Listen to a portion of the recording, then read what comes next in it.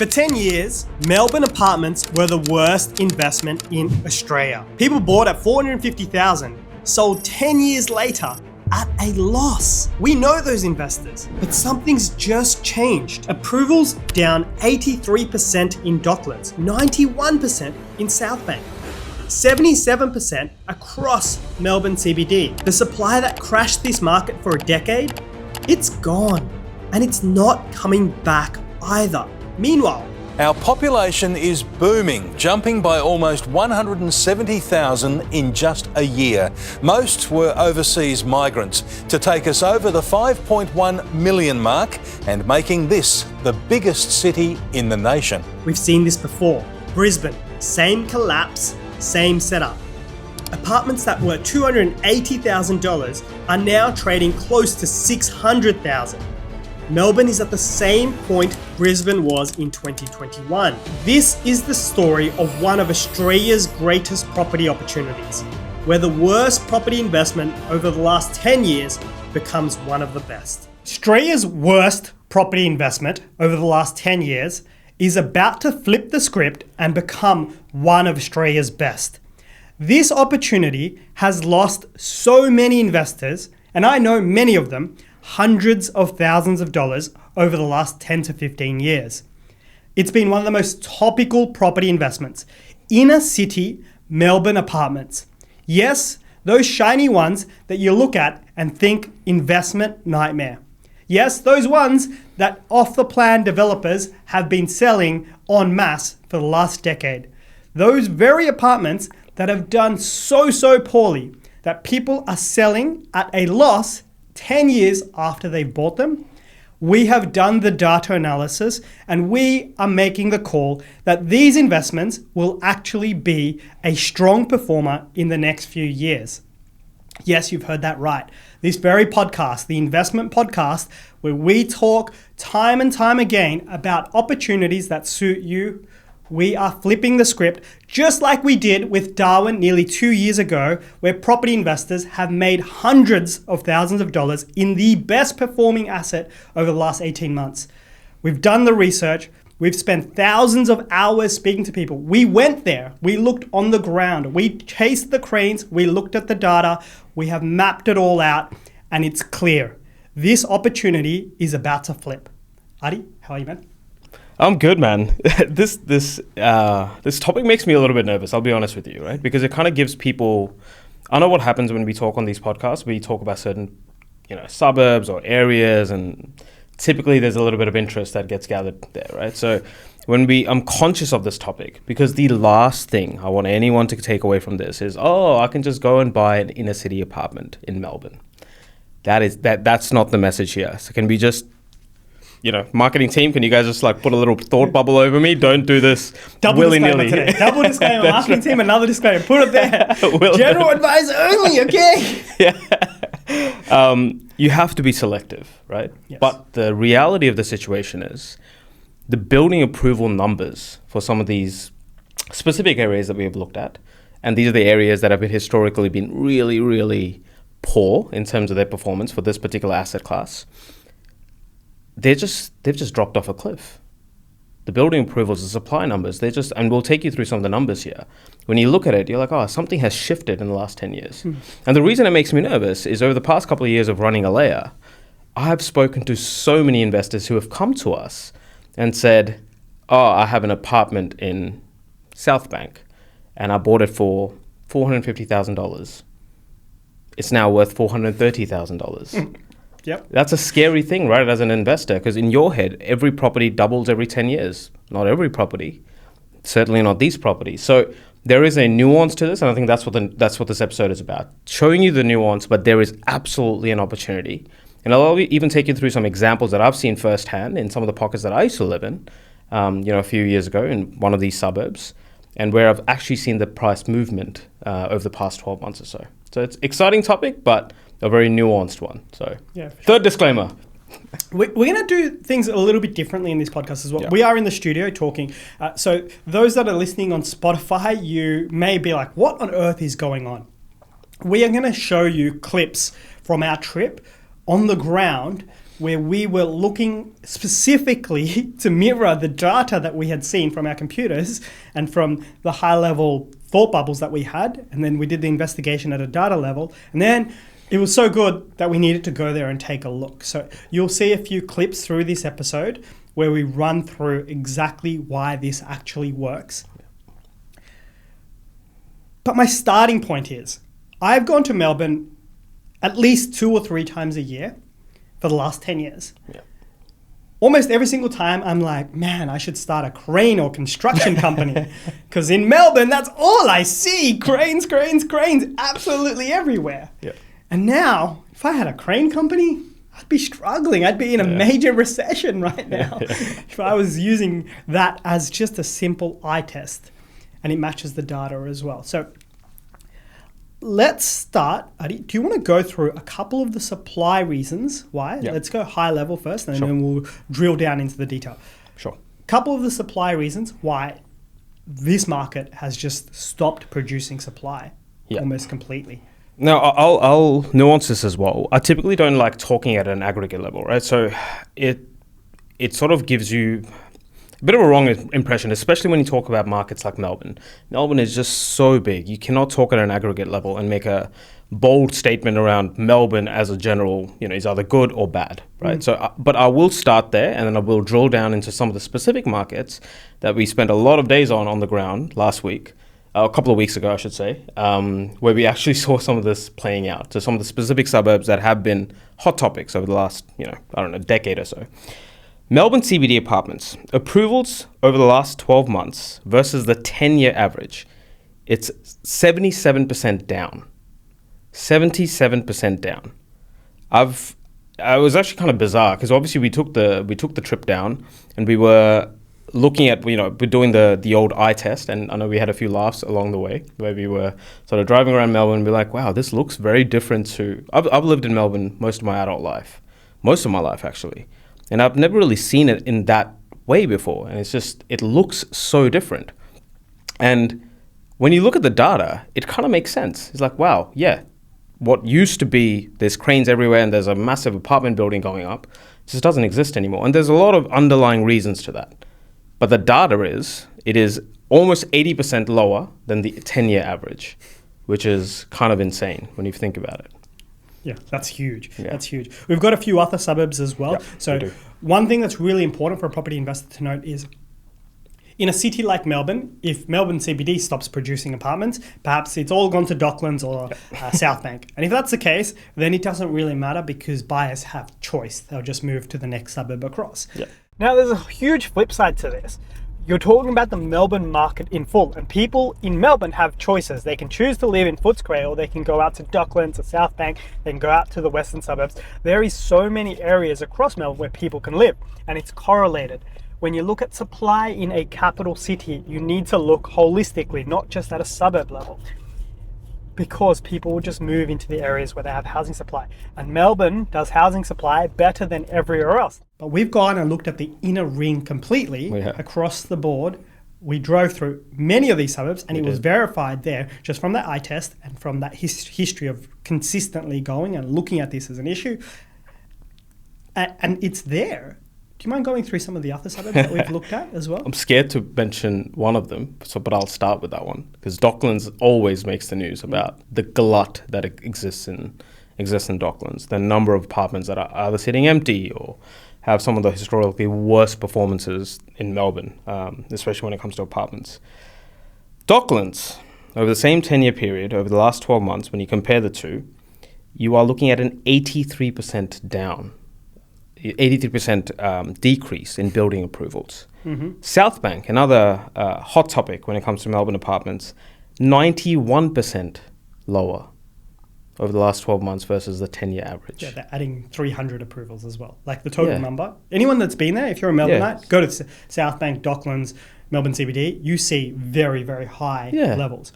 What are we looking at? If you add all three up, you're adding 1,500 approvals. That's not even completions. It's 1,500 approvals. That's right. Yeah, 300 versus 3,500 is South Bank.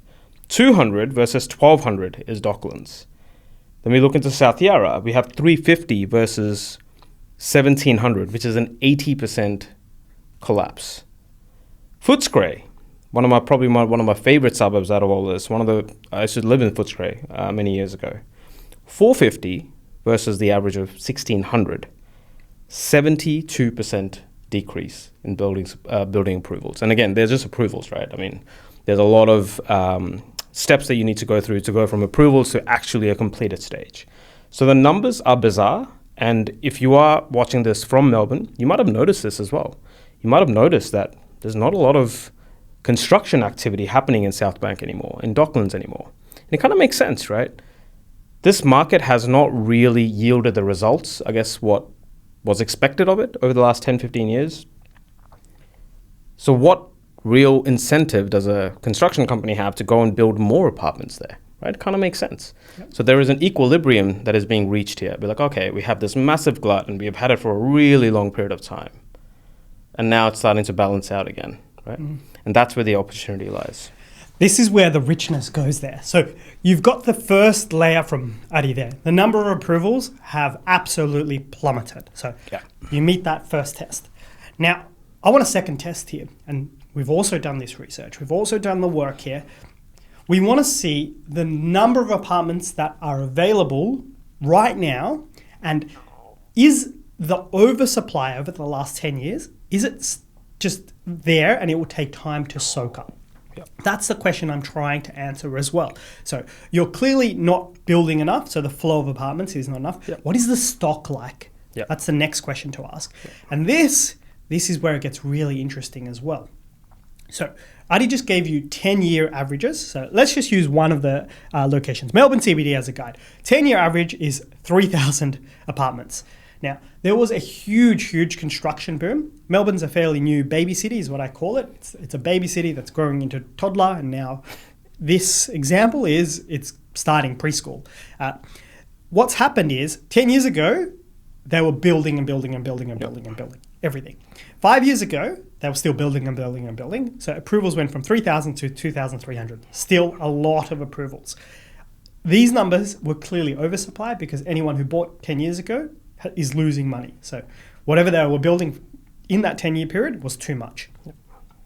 3 years ago, that approval number has halved from the 10-year average. Now, today, it's less than halved again from its 3-year average. Yep. So what has happened is reflective of the apartment supply cycle that you have. You have a glut.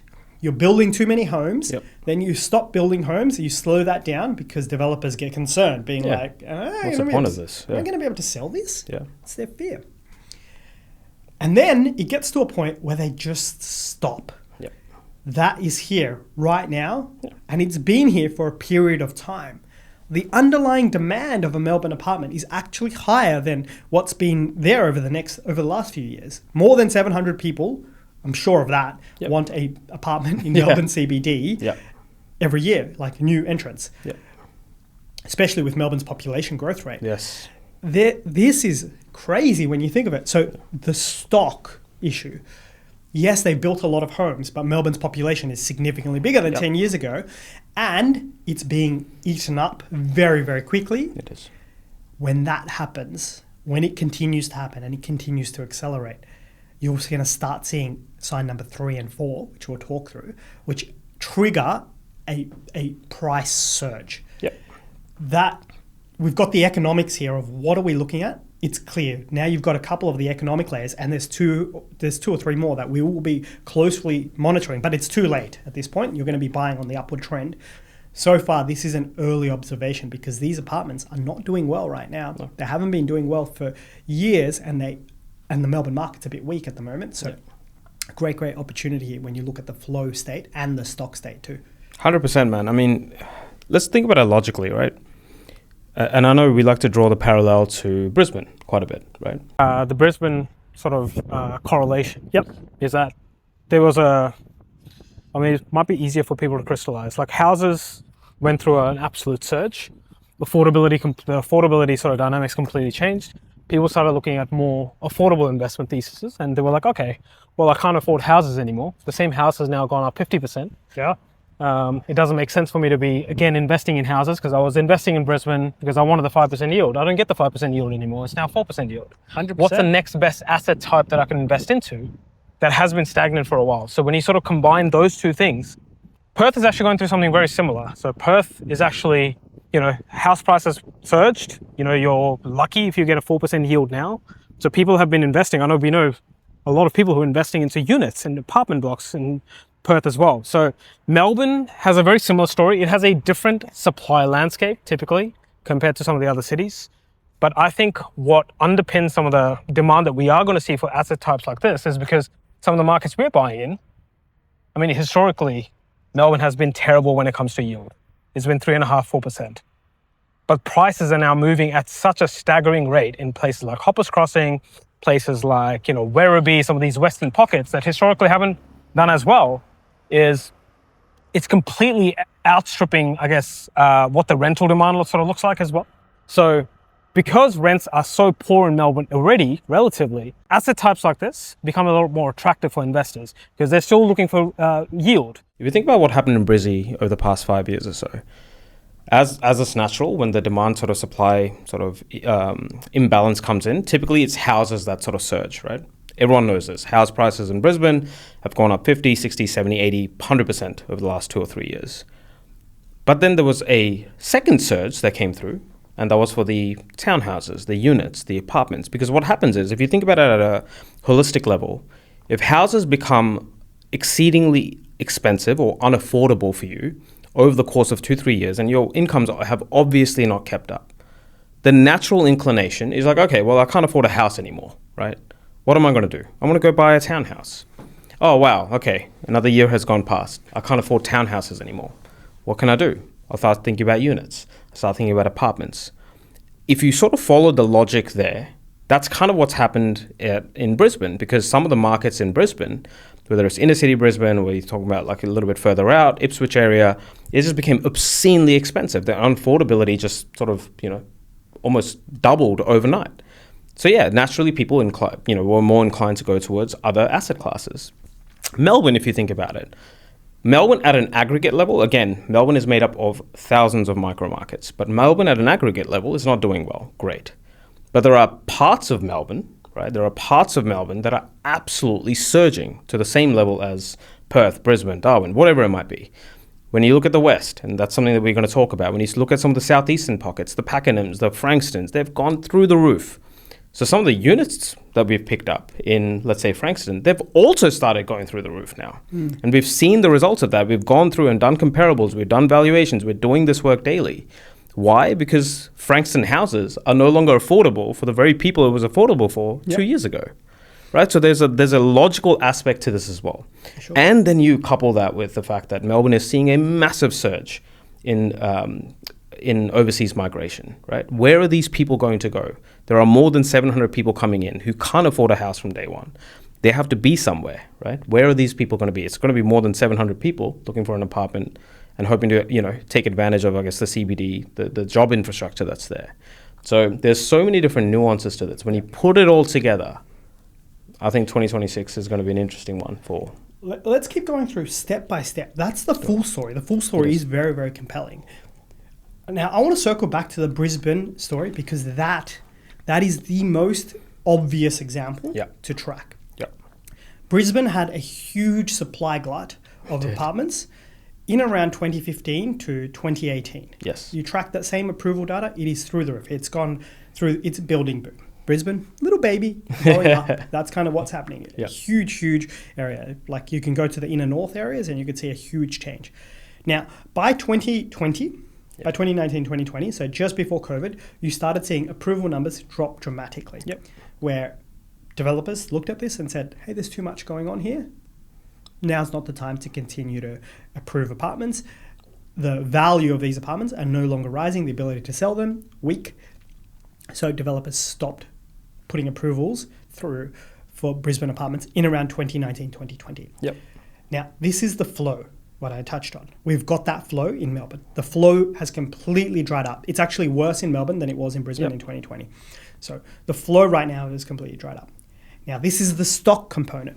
Yes. Took 2 years for the stock of apartments in Brisbane, the overflow, to be Absorbed up. Yep.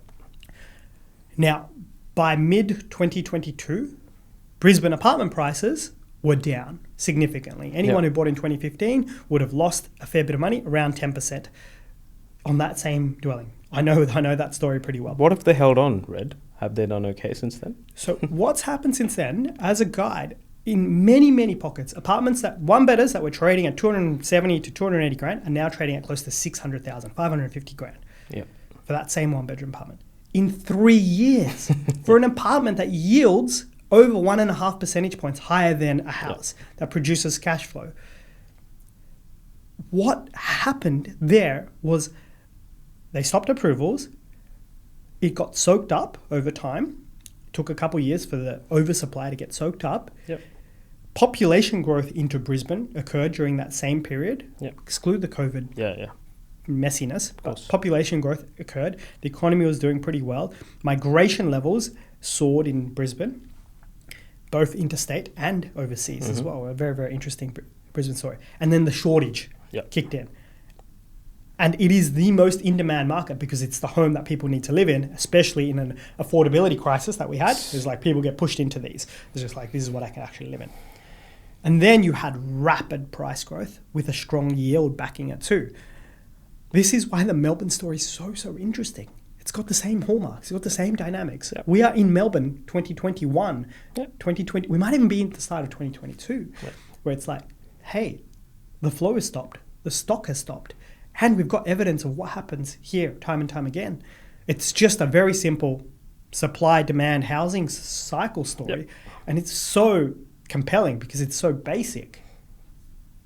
The example is Brisbane to look at. And we've seen the numbers actually pay dividends already. Yeah. I'm excited, man. I mean, the story is playing out, right? And this is where but there is a nuance to it, though. You know, there is still an oversupply risk, I guess, in some of these markets because you go there and you're like, wow, these are some big buildings with hundreds and hundreds of apartments. So you do have to be choosy. Might have to be less choosy when it comes to 2027, 2028, but then you're buying it at the back of the surge, right? But if you're going to be the brave one and courageous one to step into this market in 2026, you just have to do a little bit of research, a little bit of groundwork to be like, oh, okay, does this sort of meet the framework that is going to be ideal for this particular segment of the market that hasn't done anything in 10, 15 years to do what Brisbane once has. So it's a really exciting time, man. I think we are going to see a rapid price movement. And again, it works for certain level of investors as well. I think that's something we touched on at the start, right? We are talking about how, like we drove past apartments, in the sort of with a 3 in front of them, right? 350 in front of them. And I remember, and I sort of mentioned at the start that I was tracking this for the last 12 to 18 months. About 12 months ago, I actually looked at the very apartment I used to live in, maybe, 6-7 years ago in Footscray. And that apartment, or that block of apartments, there's about 12 on the block, was trading at high 200s, I want to say, 270, 280. It's a standard 2-bedroom apartment. Some of them have been renovated. So cheap. The same one, in the same block, we drove past it a couple of weeks ago, is now trading at about 350 to 360. That is a big, big uplift. That's a 10, 15, 20% uplift in the space of 12 months. But no one's really talking about it. No one's really thinking about the fact that, this little asset class no one has ever paid attention to has just moved 10, 15, 20% in the span of just 12 months.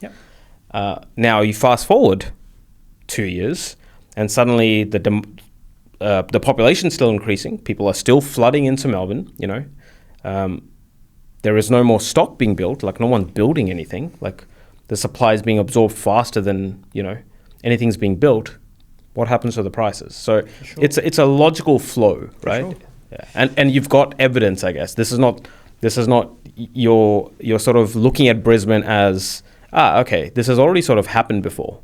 I'm kind of just leaning in on the logic that has already transpired in a different part of the country, in a part of the country that's, sort of seeing its time in the sun now, which is really exciting. For sure. Yeah, this will continue. I'm very, very confident in this. Yes, me too. It's just pure economics and data, and then there's levels to go through. We'll get to, for those that are listening, we'll get to how to play this for you to win. And I might even go through and make some bold predictions about what I'm going to do because I believe in it so much. And I was sure about the Darwin story as well when it did happen, but that was for a different reason. That one wasn't as compelling as this. This is born in fundamentals. That was born in behavioral changes. But when you study economics, you look at many different factors. You look at data. You also look at behavior. It's the study of behavior. That is what the whole science is. Now let's talk through approvals and also why this won't get fixed. This is why I love this opportunity so much. It cannot get fixed. What you have behind me is a huge industrial block. And you can kind of see it here, graffitied out is, hey, we are thinking of building. This huge site here will have had a DA on it to build a mega apartment complex. You know what you see? It's been there for years doing nothing. No developer is going to build it. And I'll tell you exactly why. Because directly across the road, you see a beautiful apartment building where people want to live. Now, here's the problem. Those apartments in there, absolutely stunning homes to live in, they are trading at around $5,000 to $6,000 per square meter to go and buy and live there. You're buying a 100 square meter, 2-bedroom apartment in a beautiful block for 500 grand. That's $5,000 a square meter. Now, the developer who wants to build all of this into this huge development site here and build up so many apartments, that is going to cost them 6, 7, 8, 9, 10, 11, 12,000 a square meter. How on earth are they going to build it? And why will they build it when you actually sell your product at half the price it costs you to actually build? So when you do the numbers to this, you build this, the apartment's going to cost you $700,000, $800,000 to build, but you're going to only sell it for 500 grand, maybe 550 because it's brand new. That tells you something really incredible right now. This right here will not get built, not for a period of time at least. What does that tell you? This is where it gets really interesting. You can draw a conclusion from this. It concludes that this apartment that you just look at right here, a new apartment, typically the sort of thing no one will tell you to go and buy. This new thing is going to become scarce. There are more and more people flooding into this city every single year than any other capital in Australia. And that will continue. More and more people want homes like this to live in. They are beautiful, livable dwellings. But they won't be built, which makes them scarcer and scarcer.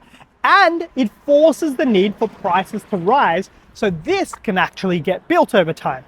And that's exactly what you had with Brisbane.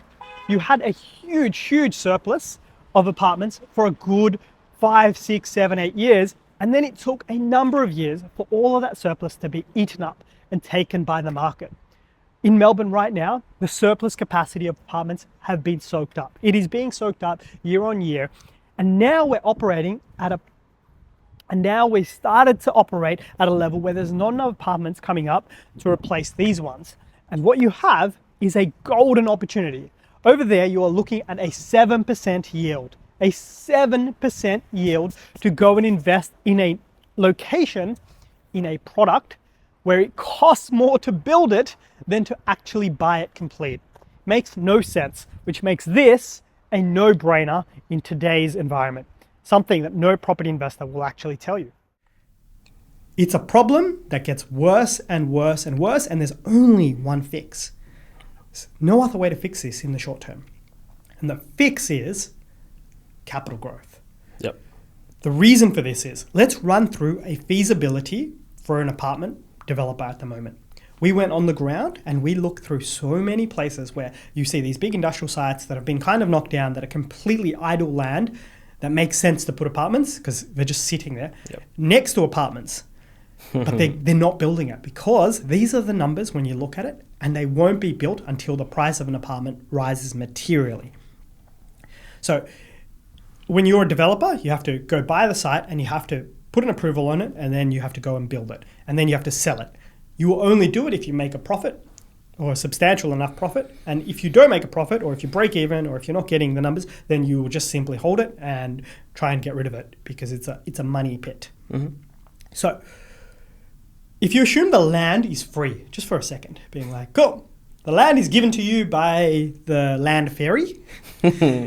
Go and build, developers. Let's just assume that, which is completely not realistic. Now, if you want to go build an apartment, a standard 2-bedroom, sort of medium-rise apartment, at the moment, think 6 to 10 levels, I'm not even thinking high-rise, you're looking at about $450,000 an apartment. Yep. As a guide, I'm literally currently in Sydney right now in the process of 2 building quotes, one for a 7-level apartment in the eastern suburbs and one for a 5-level apartment building out in the western suburbs, and they're very different pricing materials. And I'm getting quotes around $650,000 in the eastern suburbs it's a bit bigger. It's a 3-bedroom apartment. So that's the starting price of base cost. It's going to cost me significantly more than that. Yeah. So 450 grand base build cost. You're building lots of them. I don't even think that's realistic, but let's just pick that as a number. And then you've got all the soft costs, planning approvals, DA costs, taxes, Section 94s. This is like taxes to the government, where every dwelling you add in. All of those sort of costs that you have, GST, financing costs, selling costs. Presume 100 grand per apartment. You're now at $550,000 for a 2-bedroom apartment. This is crazy. You're already past the trading value. Yep. You've included 0 for land and you've included 0 for margin. Yep. These 2-bedroom apartments in these areas are selling for around $550,000. Yep. New with a 7% yield as well, or 6% yield. 1-bedrooms can get closer to 7. You put all of that together, the total cost of an apartment, when you assume a proper land value of around 100 grand, is about 750,000, while the current sale price is about 550 to 600. Yep. So every single apartment you build, the more you build, you make about 150 grand loss. Yeah. No one's going to build. Yeah. It's going to completely In what stop. world does that make sense? Exactly. Yeah. It doesn't. Yeah. Which is why all the approval numbers are down 90%. Yep. Why is that happening? Yep. Because it makes no sense. Yep. Crazy, hey? It's absolutely insane, man. It's and a lot of people, like young professionals, I have so many friends who actually live in these apartments, right? They're very happy to pay I would live there. I mean, they have the gyms, they have all of the things that we have historically been really critical of. Oh, don't go into a building that, has a bunch of this stuff because your body corp fees are really high. Don't buy this stuff. But if you kind of look at it logically, what I'm seeing is there's $100,000 minimum. This is when you don't factor in a bunch of things that still cost you money. There's a minimum $100,000 gap between what you can sell it for today versus what it'll cost you to make, right? I mean, in what world is it feasible for you to build these things? So yeah, it makes sense that the approvals are down. It makes sense that Dockland's not, it's 80% down than what it should be. A developer's not like, let me go add another building to that one, even though the apartments there are not selling, or they're not selling at the price that Exactly. It just, none of this makes sense. And then you pencil in all of the other things like, population growth, affordability, people wanting, you can get into these apartments. This is the funny thing, right? You can technically get into these apartments if you factor in some stamp duty costs for like 50 grand, 55,000. So if you're out there sort of thinking, to get into the Australian market, or the Melbourne market, or the Sydney market, or whatever it might be, I need hundreds of thousands of dollars. No, this is it. This is kind of, it's the most logical play for you, right? You have obviously lending criteria has gotten really, really tight over the last little while. RBA has just pushed up the rates. If you're an investor, what are you thinking? I need cash flow. I need something that provides me buffers. I don't want a house in Melbourne with a 3.5% yield when interest rates are sitting at 6.5% for me, So you think about, you put it all together. There's no supply. There's none being built anymore. The replacement costs are higher than the actual trading value costs. And the 6-7% yield. I don't know. It's your protection. The reason why I love that supply story and the feasibility is it's my defense. Yeah. And I began the year telling everyone, if I'm a property investor, it's time to play the game a little bit differently. People haven't adjusted to the tunes that are changing around us. It is changing, and people will adjust slowly because there's underlying friction and inertia, and people don't adjust to information and where the winds blow quickly enough. It takes a bit of time to respond. But the play of defense is how to play right now. Yeah. This is what defense looks like. There's not enough of these available at the moment. No one's building them. It's in approval data. No one's going to build them because it's in the feasibility data.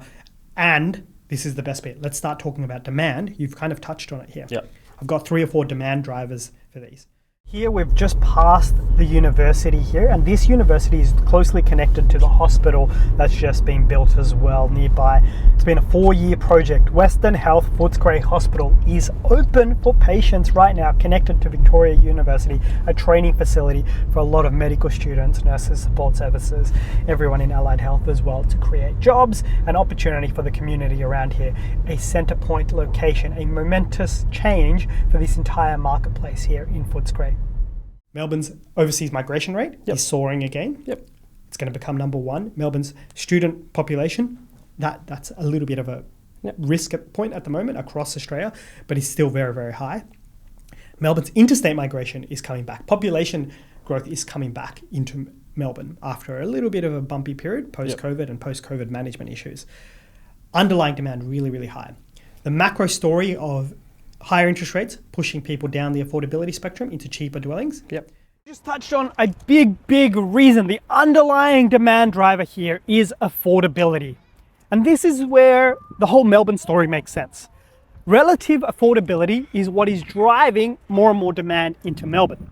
Now, that means that other cities like Adelaide, like Brisbane, have become so much more expensive that it makes Melbourne look cheap. That's been the underlying reason for the Melbourne story right now and 2025's price gain theory that happened last year with Melbourne house prices going up 5%.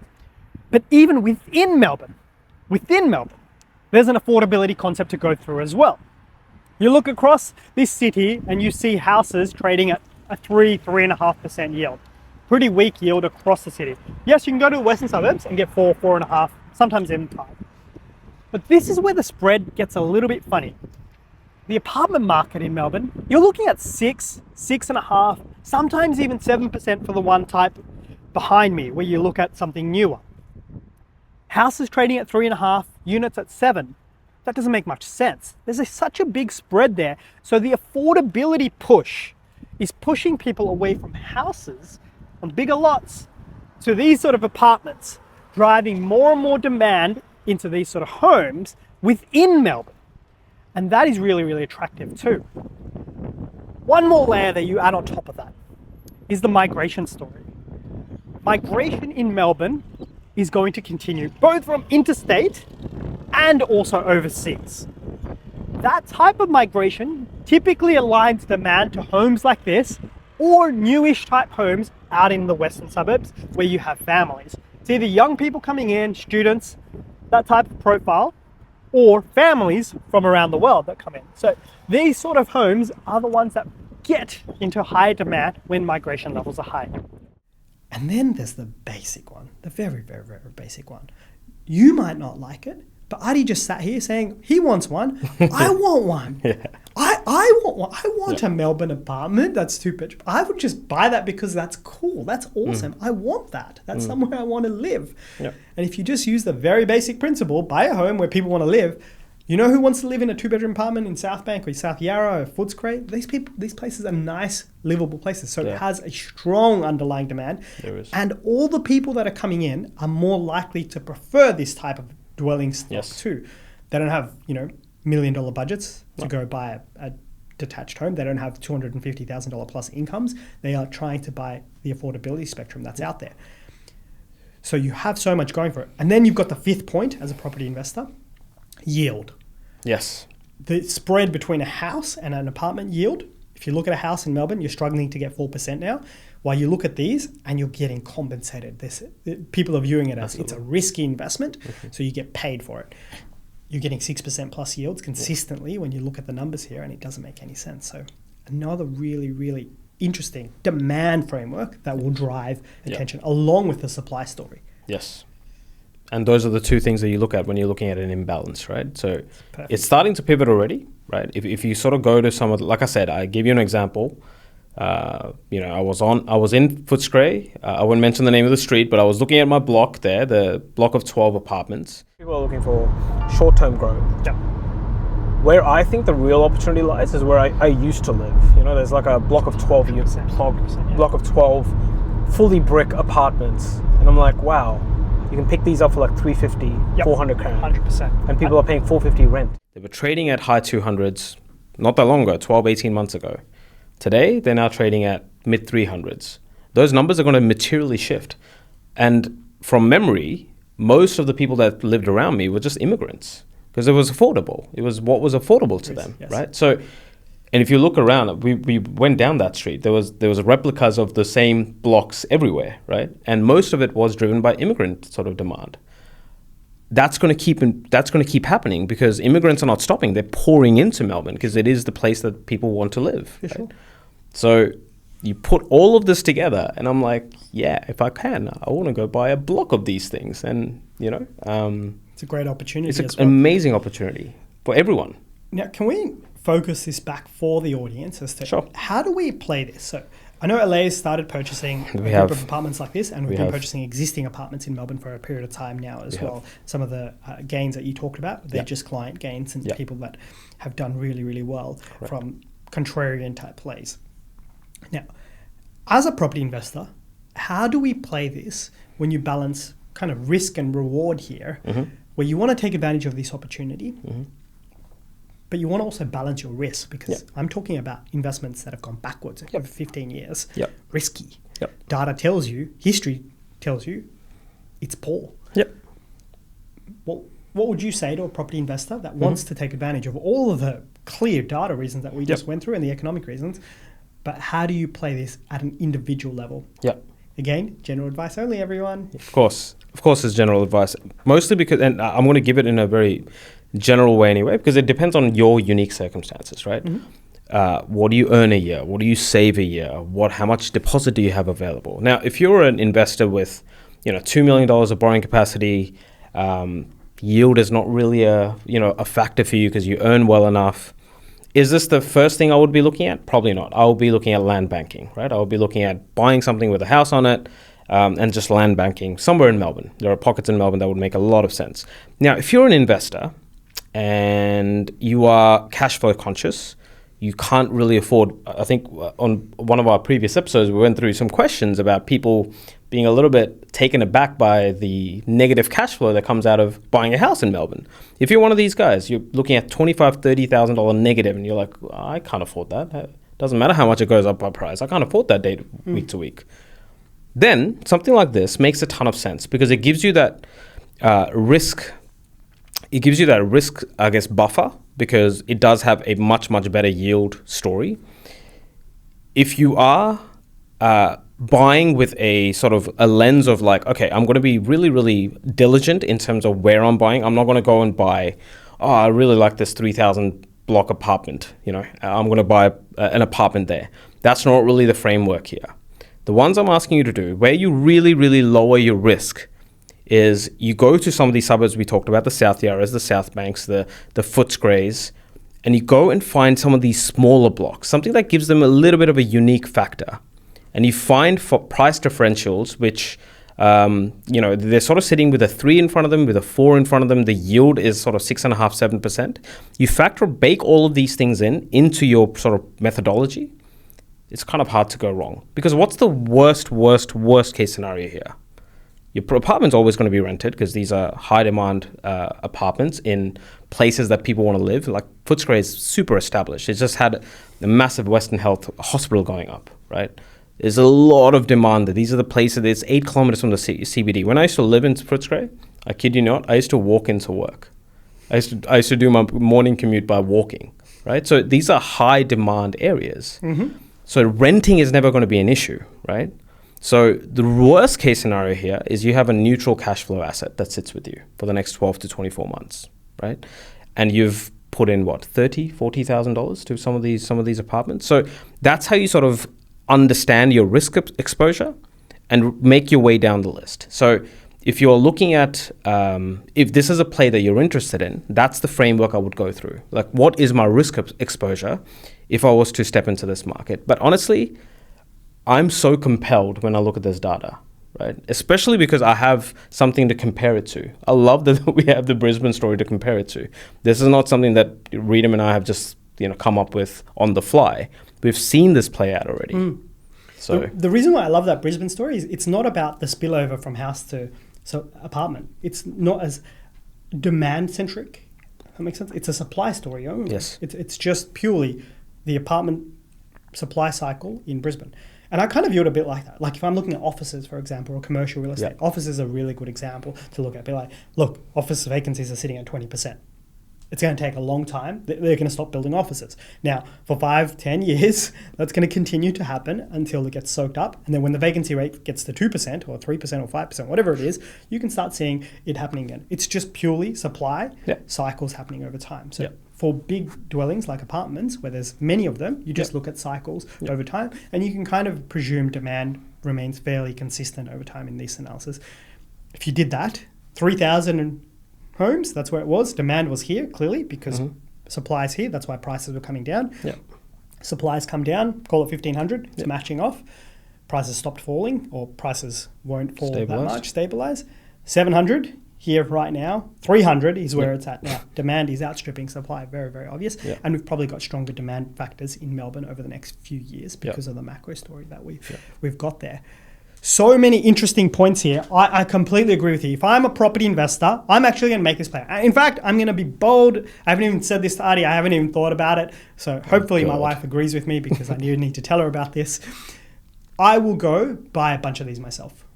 I'm so confident that this is an easy opportunity. I'm going to be the contrarian. I'll put my hand up and I'll go buy a bunch of apartments. I'll buy some shiny new ones as well. Not brand new, but shiny-ish ones. That just be like, nobody will touch this, right? No property investor will touch this. I'm going to say it with that much conviction and give you that conviction. And in a future episode, when I can be bothered, I will purchase these and then show you that I'm so committed to this opportunity. And Alaya clients that we are so committed to this opportunity. The founder is just backing it in so much, and it's because it is a standard economic driven approach, then driven by data at a suburb level and at a group of suburb levels here. And then it's finding very specific opportunities that tick the boxes, where you find the right orientation, the right type of apartment, the right strata dwellings, where you mix it in appropriately, which isn't particularly difficult to do. You fit all of that in together and you have a very, very compelling reason for the worst property investment over the last 10 to 15 years fast becoming the next Darwin. We said it here first on this channel a long time ago, before it happened, by doing the very same work that we've just done. These opportunities don't pop up very often, but one golden one is now here for property investors. You don't need that much capital. You could be a first-time property investor. This is a good opportunity to get into the market if you can't get in otherwise. You could be an experienced investor like myself that doesn't really want $350,000 apartments. I don't want that. It's a pain in the ass having the management of that, but it still suits because it's low risk and yield. You can be an average investor that just needs yield right now. The hunt for yield will become a bigger story as part of the play defense 2026, 2027 housing stories. It ticks every single one of these. And then you have a supply crunch that's working in your favor too, where the data matches. Great opportunity, something to look out for. And if you need help with this, if you're looking for execution and you want boots on the ground, how many people do we have on the ground in Melbourne? We have 6 at the moment. 6 on the ground buyers agents that are looking around the clock. We're already buying a number of these opportunities, spectruming from small one-bedroom apartments, existing apartments. That's the majority of purchases that we're making, the one that Adi just touched on there. And then we also have blocks of apartments that we're purchasing for advanced investors in these regions as well that make a lot of sense. If you are looking for execution on one of the best property opportunities in 2026, speak to the team at Alaya, go in the description below, and we'll be able to sort you out.